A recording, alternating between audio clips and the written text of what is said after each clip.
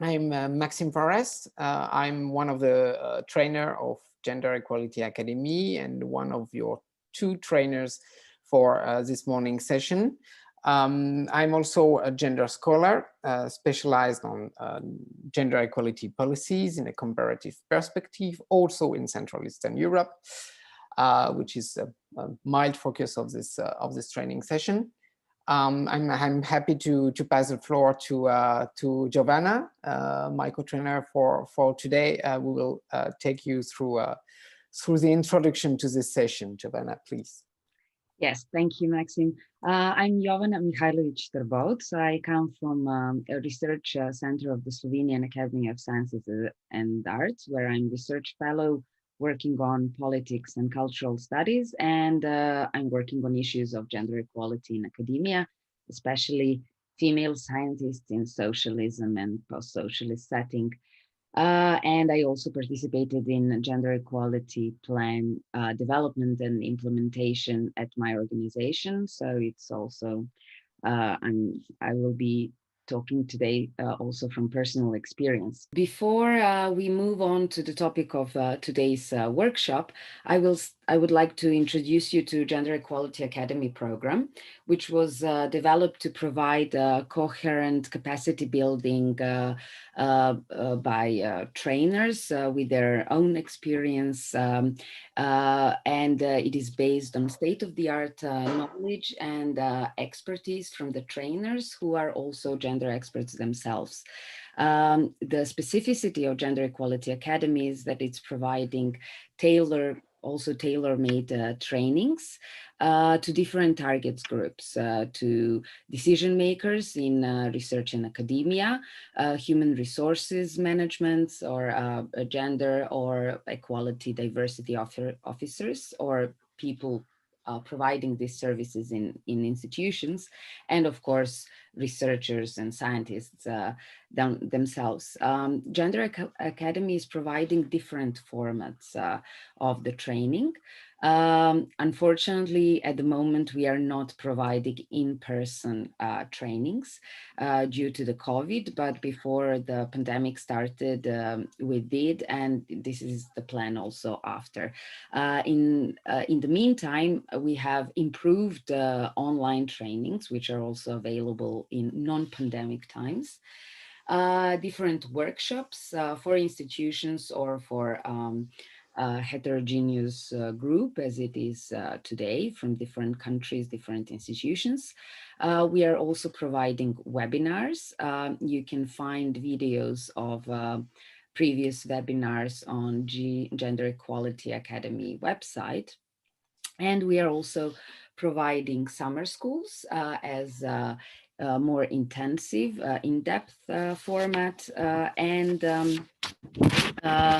DOCC, which is interactive version of what is called MOOC, massive open online courses. So these are modification of that. It's called distributed open collaborative courses, meaning that they are more in accordance with feminist pedagogy, which is one of the basic principles of Gender Equality Academy, because it's more democratic, more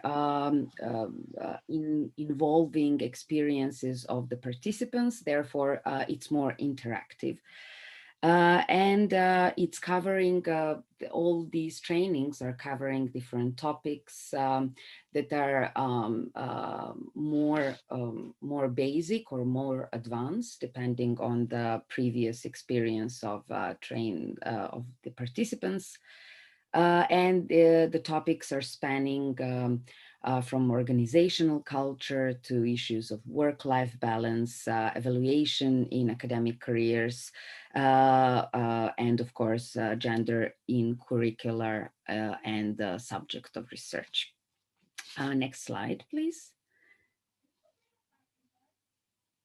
So our agenda for today is to first present some basic concepts that are important for understanding issues of gender equality. in academia, then to move on to status quo on gender equality issues, a little bit of data and statistics, which are basically showing where are we at the moment in research and academia. Then further on, Maxime will introduce you to European policies promoting gender equality in research.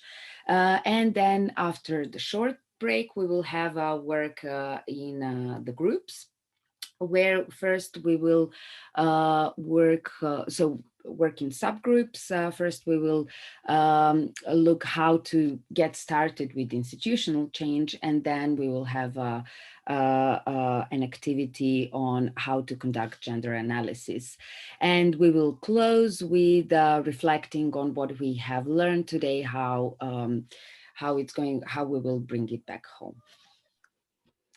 Okay, let's move to the key concepts that are just to get everybody on board with some basic concepts that are necessary for understanding gender equality issues. So usually when we are talking about, we are using words gender equality, but it's necessary to understand the difference between sex and gender.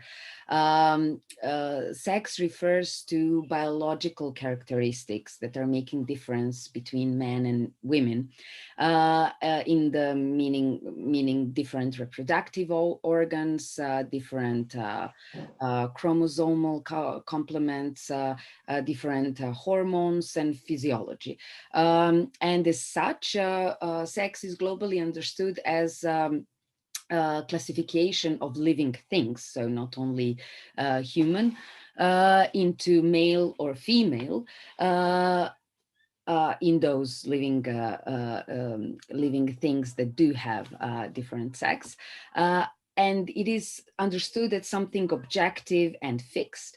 However, we will see further on that it's not, this binarity is not even so fixed as it is presented to us. That, on the other hand, gender refers to something social. It's a social construction, social understanding what woman or man means, or better to say, what is femininity and masculinity, in the way that they are understood by certain different societies. Therefore, the definition or notions of masculinity and femininity change over time and from society to society, so from place to place, and from cultures to cultures.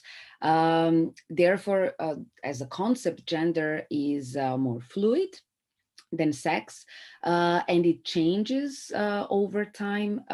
However, the persistence of gender inequalities that we will discuss today is showing how that also gender, even if it's fluid, it takes time for these notions to change in cultures. So they are in constant change, but they are also inert.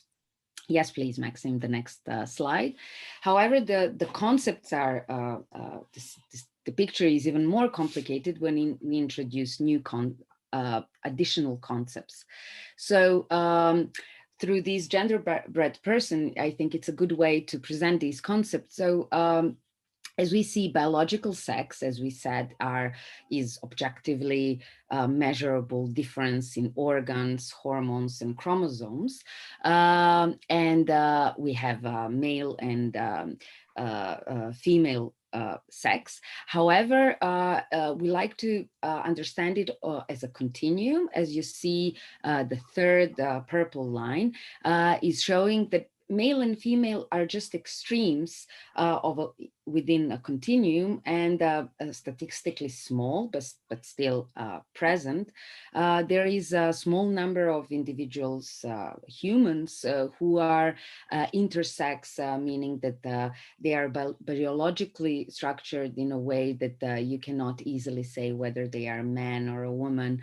For instance, people born with both genitalia, or where chromosomes do not fit their reproductive organs and so forth. And when we move to the issue of gender, even more, we should understand that gender is not a binarity between men and women, but should be understood as a continuum where femininity and masculinity are just the end extremes. When we talk about gender, it is important to understand that there is a difference between gender identity, and that is how somebody feels or thinks about themselves, and gender expression, and that is how they show themselves to the world, how they dress, how they behave, in what way they speak.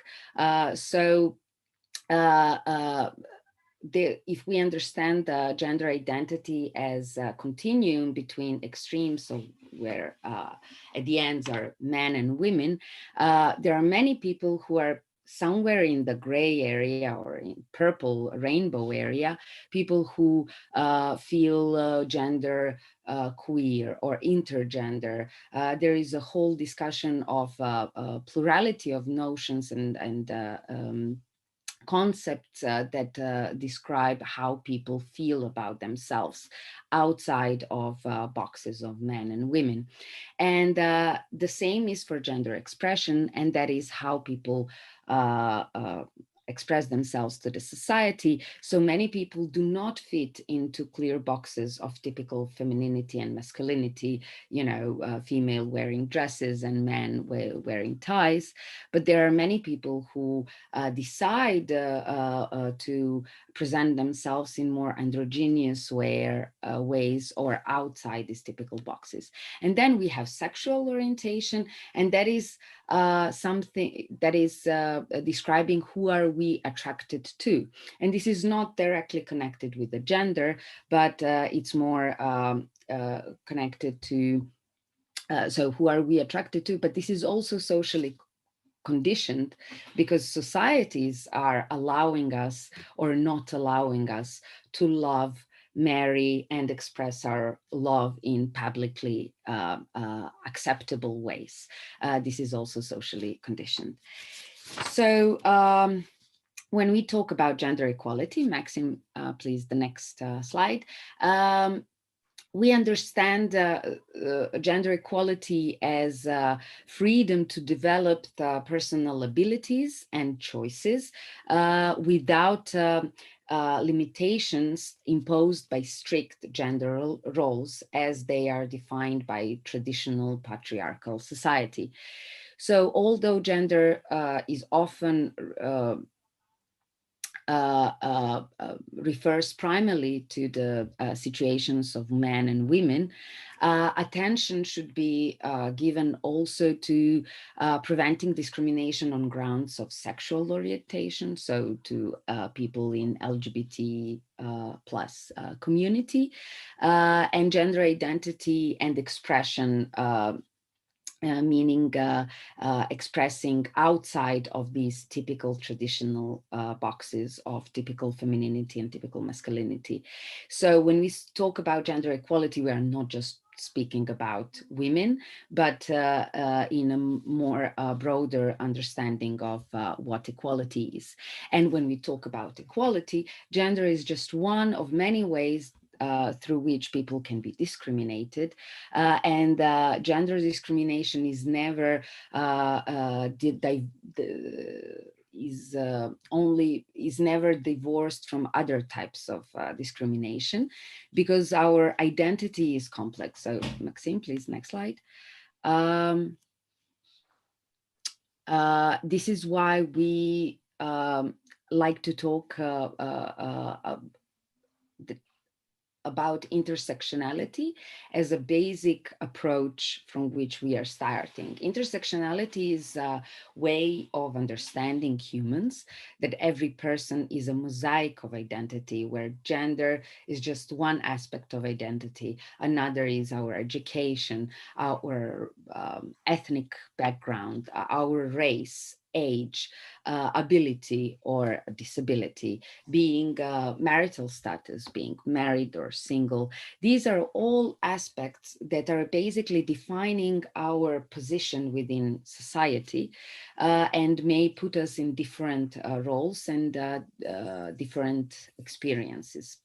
I would also like to say that each of us will probably choose the strategy how to mobilize support for these gender equality measures in the institution. And maybe some of what we are presenting is not good for your argument, or I mean, something else like European policies might be the good persuasive argument. However, we are starting with this introduction for you because we wanted to like to start the debate from the same level of understanding of the basic concepts.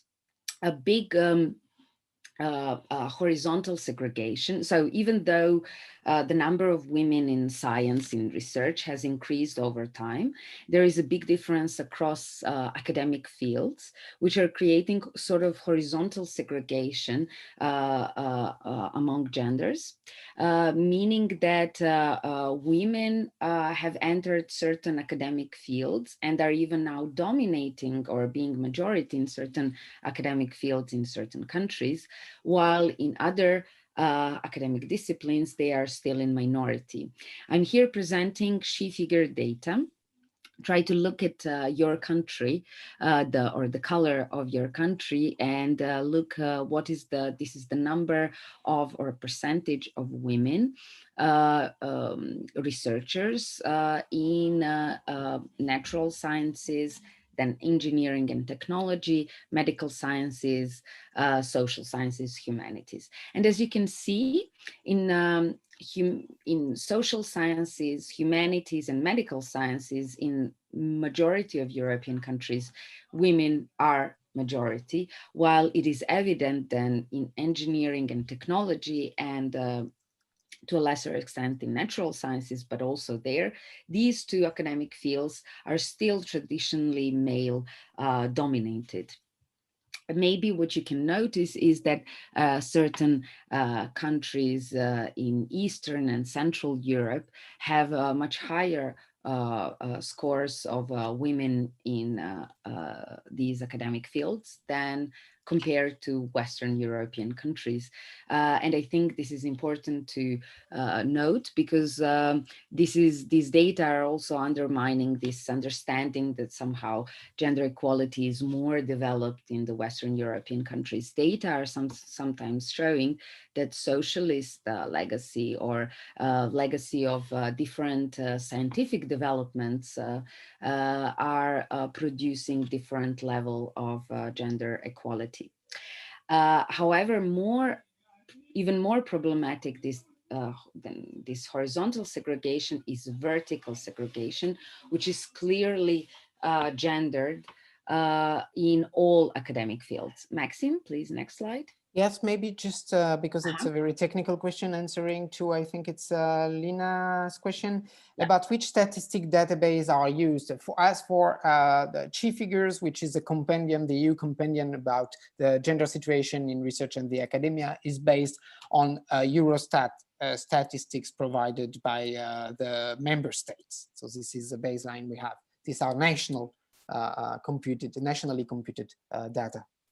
Sorry to interrupt. Yes, thank you. So these are basically official data gathered by national statistical agencies of each country, and then put together by European Institute for Gender Equality. And here we have example of we have data that are showing vertical segregation, which is clearly gendered. So if you look at the right hand graph on your screen, you will see that orange line is showing the number of women. And at the beginning, the first point is showing number of undergraduate students that are entering universities, and the next point is showing the number of students that are graduating.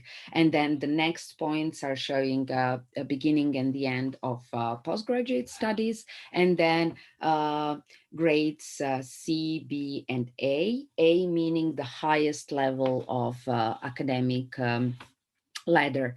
And as you can see, the women are constituting majority of undergraduate students in all academic fields. If we put together all universities, all academic fields together in whole of Europe.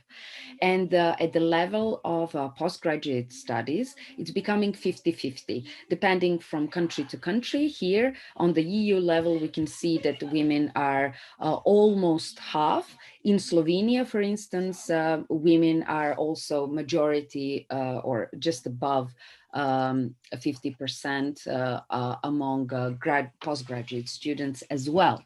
However, this does not translate to the higher levels of academic hierarchy. And the higher we go, there is bigger discrepancy between men and women, and men are occupying the highest academic positions. On the left hand, you see the graph that is showing that situation is even more dire in engineering and natural sciences.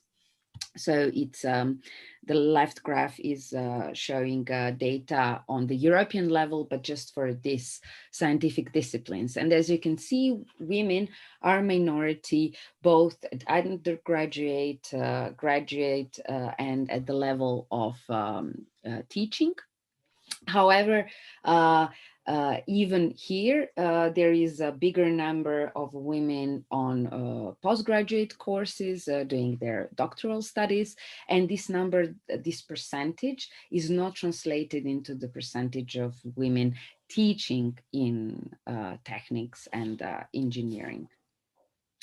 So these data confirm phenomenon that is often called leaky pipeline. So please, next slide. Leaky pipeline is an expression that is showing how the number of the percentage of women is progressively increase or decreasing over time as we look at the progress from the beginning of the studies to the highest level of academic field. And this leaky pipeline is showing basically how, as we can see, the women are dropping out from the pipeline, so to speak, mostly on postdoctoral, or not mostly, but the statistics are showing that the number of women drop at the level of postdoctoral, at the postdoctoral level, when competition for more senior and more stable position is taking place. And this is no coincidence for two reasons. One is so-called bottleneck, and that is that there is a bigger number of students, even postgraduate students, than that there is number of academic posts, teaching and research positions. Therefore, the competition is very high. And in this competition, gender bias is contributing to also why men are more often chosen than women for more stable tenure track positions. But even the research is showing that another key factor is the fact that a period after finishing PhD is the period when majority of people are making decisions about making their own families, are having babies, are organizing their life about taking care of other people. And as data are showing, women are still doing majority of caring duties, taking care of household, children, elderly, and well-being of the whole household. And this is the factor that is influencing why women are not succeeding in this competition for various reasons that we will discuss further on. and gender bias is part of the story. I think Maxime can take on from here. We don't hear you, Maxime, please. In the meantime, I was sharing additional contextual element to support what you told about vertical segregation in particular.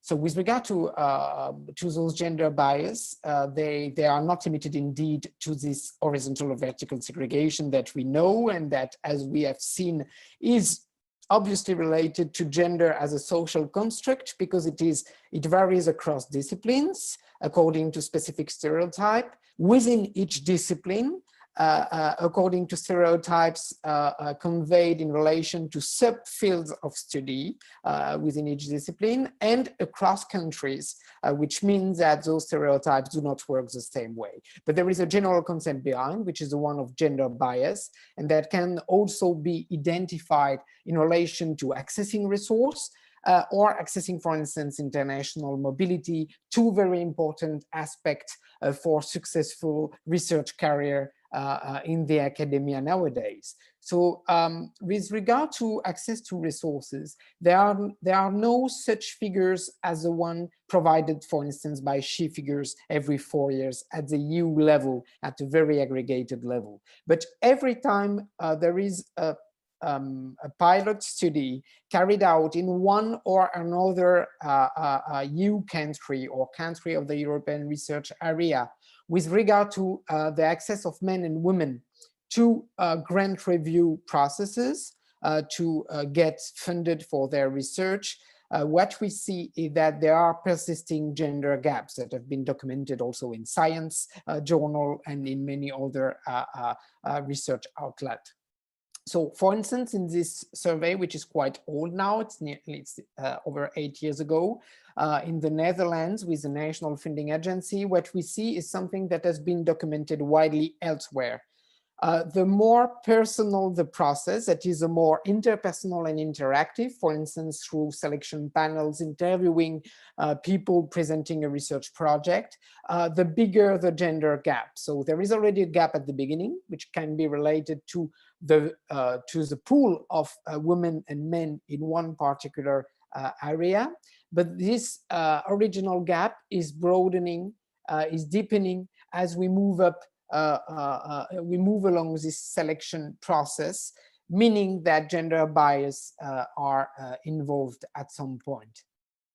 Another interesting figures here coming again from the latest issue of SHE figures is in relation to accessing research mobility. What we see here, a bit like for the first slide that Giovanna presented about horizontal segregation, is both, if we zoom out, we see the general picture. The general picture is that men and women do not have the same opportunities in accessing international research mobility that can support their further career development. In general, women, there is a gap that can amount to up to 10 or 11% between the international mobility of female researchers and of male researchers. And if we zoom in, we see that the situation is variegated across the countries of the European research area, and that there are some fewer countries where the gap is apparently to the benefit of women. But if you look to the extreme left of this graph, and you see that countries where there is this bigger gap are, for instance, Slovakia or Poland or Ireland, just to encapsulate a little bit or summarize a little bit these notions, the influence of those different bias over careers in the academia with regard to gender, in the notion of gender bias merit. So what we see that there are persistent inequalities, and those persistent inequalities that affect virtually all research organizations across Europe mean that those organizations have remained largely gendered, and that they do not provide similar conditions to their staff based on these factors. So the notion of meritocracy, which is the one upon which usually those organizations are building their management policies, at least they pretend so, is also likely to reproduce gender bias. And this is quite understandable, because there is a widely shared belief that you may face in your own organization that the way to treat people fairly is to treat them all the same. That is to stick to a generic norm and standard of research excellence or of academic merit. So, but the problem is that if that standard is the same for everyone, not taking into account their different position of departure, then it is not amounting to treating people fairly. Actually, it's quite discriminatory. So there is this misconception that we have to deal with very often. That is that treating employees the same is not equivalent to treating them equally. And in most cases, same treatment will be quite unfair, as on this cartoon. And it is also important to highlight that treating employees differently is not equivalent to treating them discriminatorily, because it just means that you will take into account their different conditions of their different starting points, also in relation to gender norms, the different burden that they can be confronted with, and that you will take that into account in designing a merit scale, a merit concept that does not place people in very disadvantaged position from the very start. And what is also telling is that those gender biases that affect the distribution of men and women in terms of careers and opportunities also affect the knowledge which is being produced by our organization. Why? Simply because there is first a very masculine image of science, of the very purpose of doing science. And this is related obviously to history, and that's still reflected in Google algorithm, for instance. And here I cheated a little bit because I made the research with in Polish, which return a bit more female face, although it is always the one of Marie Skłodowska-Curie. So that's a bit of cheating. But if you do it in another language, most likely you will have a fully male gallery of portraits featuring that just reflect how historically the situation was. And this is also related to the invisibilization of the contribution of women to science. So it's not just that they have been long excluded from higher education or academic institutions like universities, and that still since the Middle Ages, but also that when they have made strong contributions to a particular field, for instance, in STEMs, they are often not acknowledged for their work. And this has been coined actually as the Matilda effect, consisting in systematically invisibilizing the contribution of women to sciences and technologies by considering that their own endeavors and contribution were not their own, and that they had to share it with male that usually get most of the credit for it. And here you have a few examples. You can find so many more. And ultimately, we see that the knowledge and research which is being produced is usually gender blind, does not take into account neither potential sex differences, nor the differences which are induced by different gendered roles and the conduct of men and women in society. And this will further fuel this circulation of gender stereotypes, biases, and inequalities, ultimately leading to research which are biased in terms of hypothesis, modeling, data selection, data labeling, data analysis, and their potential uses. And we have many examples both from engineering or from women, from biomedical researchers, just as the couple of examples we put here. You know, the different degree of recognition of the symptoms for heart failure and medical and cardiovascular diseases in general, which are quite different for men and women. And for long, men were suffering cardiovascular diseases to a much greater extent than women. And then women started to share some social habits like drinking or smoking or professional stress with men as they entered also in the paid work area on the top of their unpaid care duties. And this led them to amounting for a significant proportion of people suffering cardiovascular diseases without biomedical research adapting to their particular symptoms or characteristics, which led ultimately to epidemiological consequences. Women are still less at risk of suffering a heart failure than men, but they are more at risk of dying from it than men are because their symptoms are not covered or dealt with.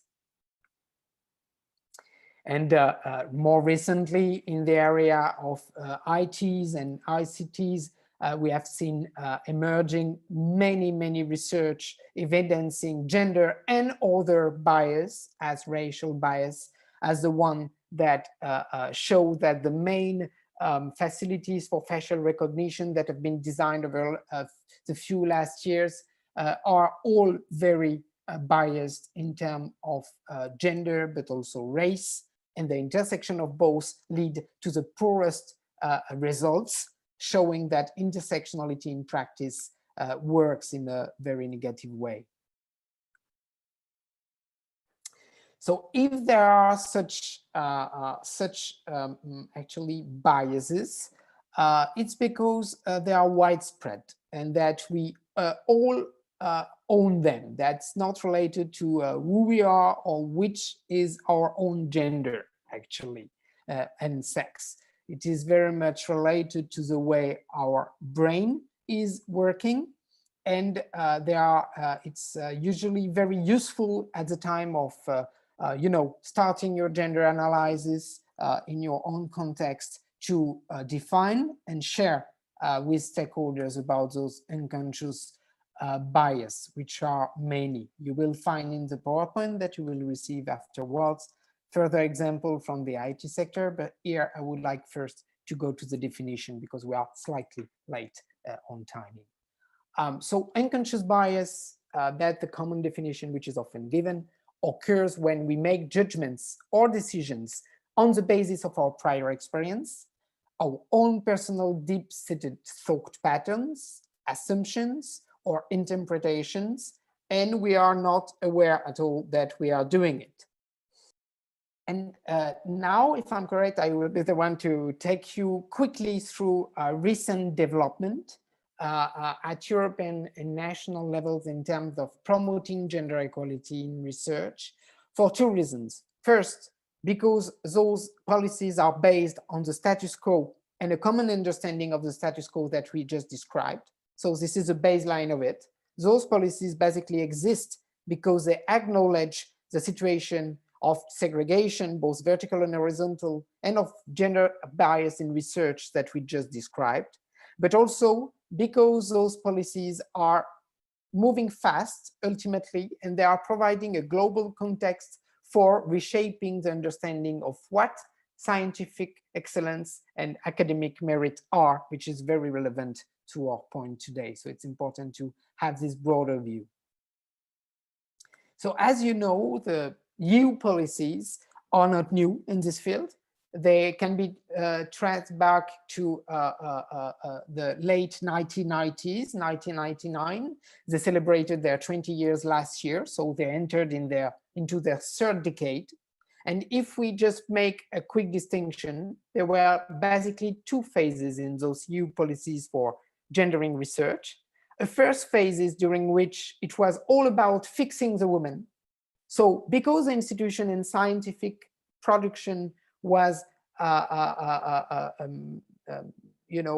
a pattern which was very androcentric and male-centered, the purpose of those policies was basically to adapt women to this dominant norm by coaching them, training them, mentoring them, for instance. But we quickly realized that it did not change much the picture, or not fast enough, simply because you had to put virtually one mentor or one trainer behind each woman potentially wanting to access further step in her career, and it doesn't work that way. So the second phase that came from the mid-2000 was about changing institution so that they would ensure gender equality in scientific careers, gender balance in decision making, and also integrating the gender dimension into the content of research, because bias and their result in terms of segregation are very much connected, as we have seen.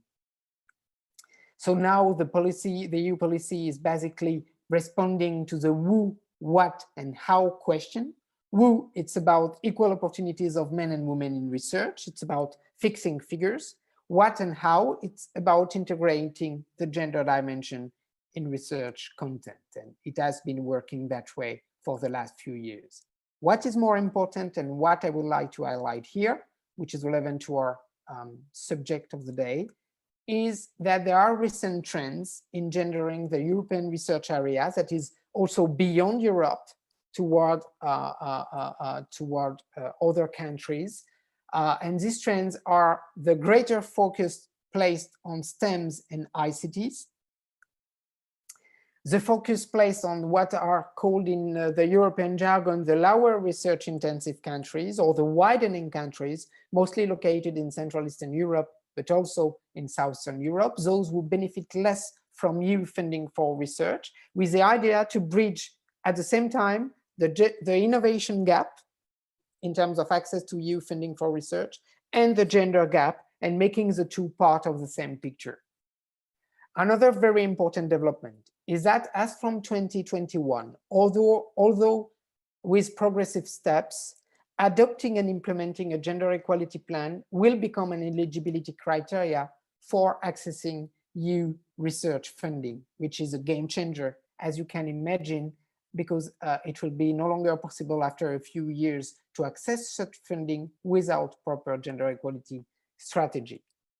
And recently as well, the European Commission decided back in November last month to support research on intersecting inequalities also through EU research funding, opening new ways to explore those ideas.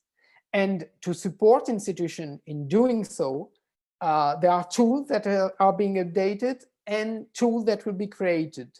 The one that you may know, which is Gender Equality in Academia and Research tool called GEAR, available from the European Institute for Gender Equality, that has been updated content-wise over the months of September and will be made more user-friendly as from next year, and a new European support facility for institutions implementing gender equality plans, so as to provide them not only with tools, good practices, but also with help desk support, knowledge transfer in form of training, and so on and so on. And by the way, Gender Equality Academy is part of this recent picture, of this recent evolution, because it is meant to provide new standard for gender equality training and making a broader offer available. Now we will, Maxime has nicely pointed out that European strategies of helping or supporting gender equality were initially dealing with how to fix women, and have come to the point where we realize we have to fix the organizations. Basically, we need changes within the institutions. Therefore, it is important to be on board, that everybody understand when we say institutional change, what we mean by that. It is strategical change, not just the change that happens due to changes in academia and economy, but strategically aimed change that is initiated within the institution itself, and is tackling how the work is organized and how the practices of working are being executed within the institution. And therefore, institutional change would be involving detecting obstacles to gender equality and then thinking strategically how to tackle them and to change them. Therefore, there are different areas of actions that are usually subject of institutional change, and not every institutional change is including all of the aspects that we will be presenting. This basically depends on what is the starting point within the organizations in all these areas. So the organizational culture, meaning how institution is organizing everyday work. What is the usual form of the meetings and decision makings? All these subtle things that are not just part of legislation, but the whole culture that is determining how the institution is working. This is also including reconciliation of work and private life. Institutions have many possibilities to go way beyond the legislation, way beyond what legislation decides as 8 hours working hour and certain type of pattern of parent leave or leave for taking care of your children. So how the institution is reconciling the two is usually a big part of institutional change. Then all practices and norms that are determining how recruitment of academic staff, their selection and their career progress is taking place. This is usually something that is very gendered in practice, but very neutral on paper. So this is where institutions can do a lot. Then leadership and decision making. For instance, whether institution is taking care that decision making bodies are gender balanced, and that women are encouraged to take leadership roles. Then how institution is tackling sexual and gender-based harassment is usually big area of action. And my experience from Central and Eastern European countries is that very often there is no clear policy or body or office or person that is in charge of taking care when such occurrences happen, and that there is no knowledge that such things as harassment are taking place within the institution.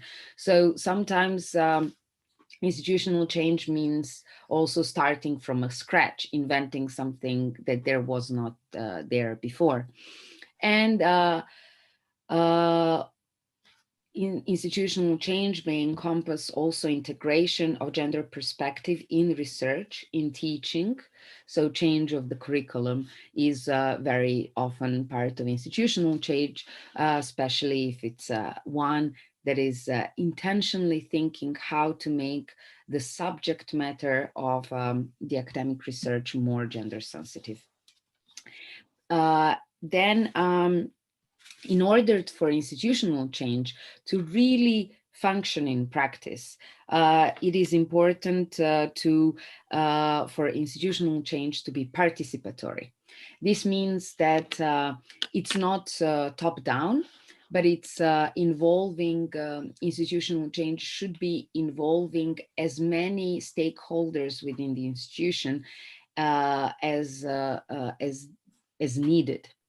So it should be holistic to include people from all segments of institutional working. So if institutional change is only decided and by academics, and it's not really involving the aspect of necessary administrative change, then those who are supposed to implement it are not going to either understand what they are supposed to do, or will not be committed, and the change will not be really long-term and effective. So institutional change needs to be inclusive, and here very often academics need to put down their hat of authority or step down from the prestigious position and ask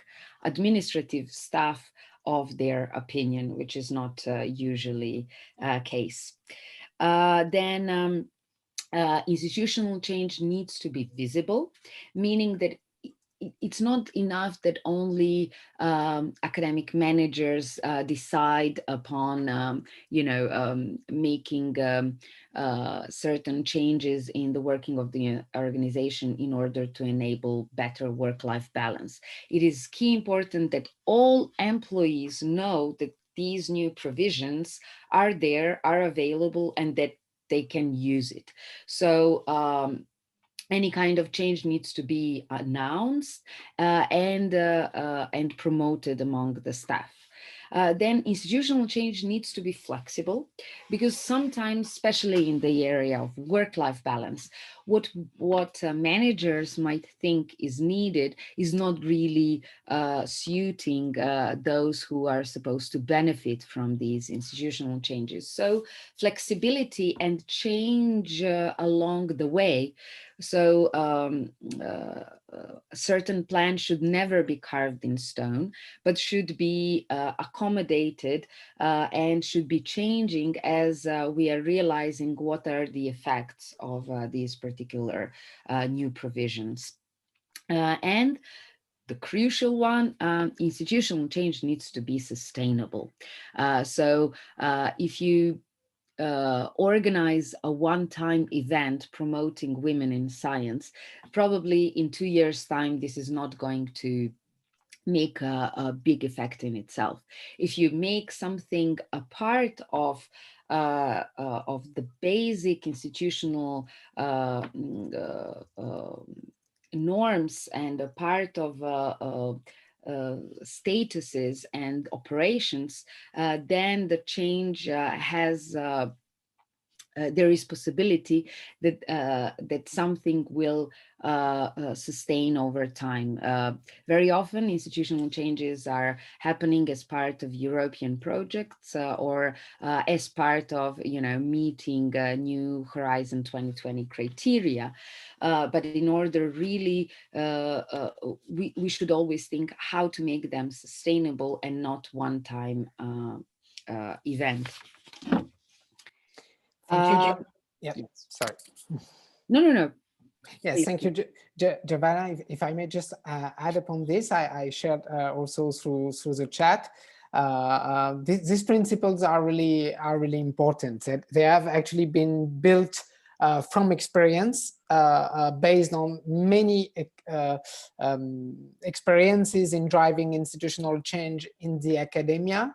And I would like also to add that the holistic aspect is also referring upon on the top of what Giovanna already said, to the fact that it's better to cover all areas of actions or several areas of actions rather than to focus on just a couple of ones. So evidently, it should be based on your own status quo, on your own audit of the situation. So you might not address every area of action that we have mentioned to the same extent based on your context, on your window of opportunity, also on the resistances and challenges you may face. But it is important to cover different of them at once, because structural change or institutional change rarely take place with just one single focus of action. And in terms of visibility, what Giovanna mentioned, on the top of making the change process visible, at some point you need the changes to take place, because they are not only promised and something that is definitely out of reach. It has to change in the institution. So things may take a lot of time to change, like figures, segregation, horizontal and vertical segregation, but other may not take so much time, like the communication, the visual of the organization, the process in reviewing research project, the way to define curriculum, to integrate a gender perspective. This may take a bit of time, but not so much, and this will participate to the change process as well. And in terms of flexibility, obviously, the COVID-19 situation is showing how much flexibility is needed So change, if something doesn't work, change it. If some things need to be readapted in terms of actions, it has also to be changed. So from now on, on these good principles, all those principles are to be implemented. Well, they are to be implemented in most of the cases through gender equality strategies or plans. So the JEPs, the so-called JEPs, gender equality plans, that many of you are already putting together or implementing or forecasting, they are simply a tool to make this institutional process of change to take place. And therefore, they have been also defined, notably at the level of the European Commission, as a set of actions which are aimed at conducting audits of procedures, of practices, because there are those to be changed, so as to identify where gender bias can take place with view to correct them, to identify and implement innovative strategies to correct and control those bias, as those that we have earlier discussed, and setting targets and monitoring progress through indicators. So not only knowing the situation, not only acting upon the situation in a structured way and comprehensive and, if possible, holistic way, but also setting targets and monitoring whether you are achieving those targets and or not. And for this reason, a gender equality plan cannot be the mere adoption of generic objectives to foster gender equality.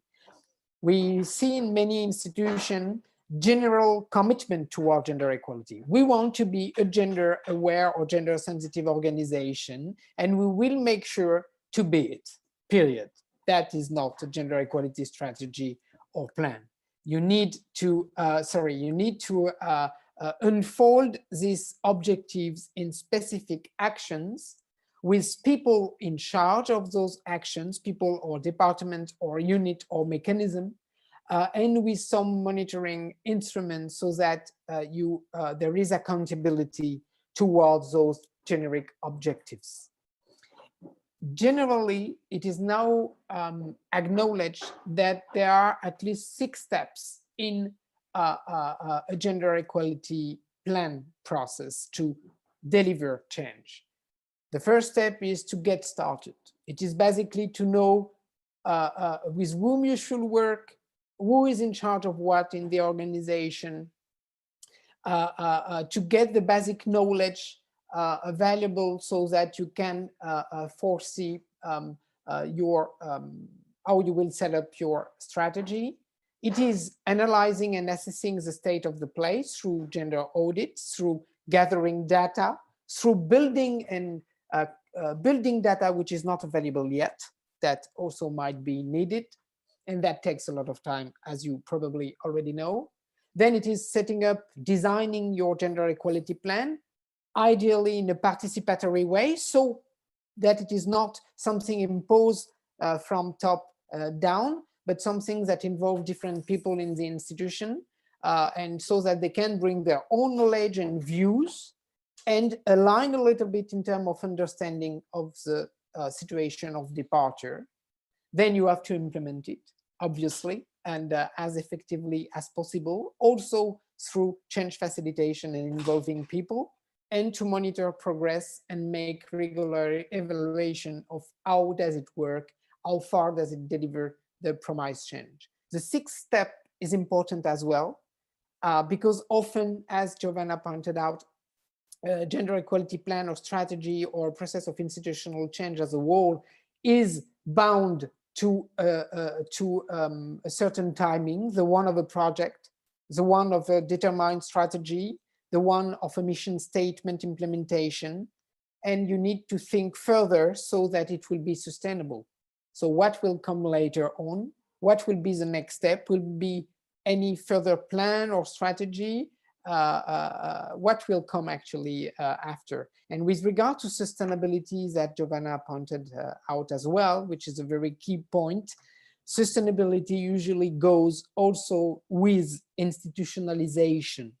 So if you develop practices, if you develop actions which are not incorporated into the way of working on a daily basis, into the routine of your organization, the changes might not be sustainable. They might not even produce the desired effect because it has to be fully connected to the way your organization works. What we often see is the institutional change process for gender equality going on separate tracks with regard to other process of change, digitalization, internationalization, competitiveness of the organization. So usually there is a big agenda that your stakeholders are fully aware of, which is unfolding on its own rhythm and schedule.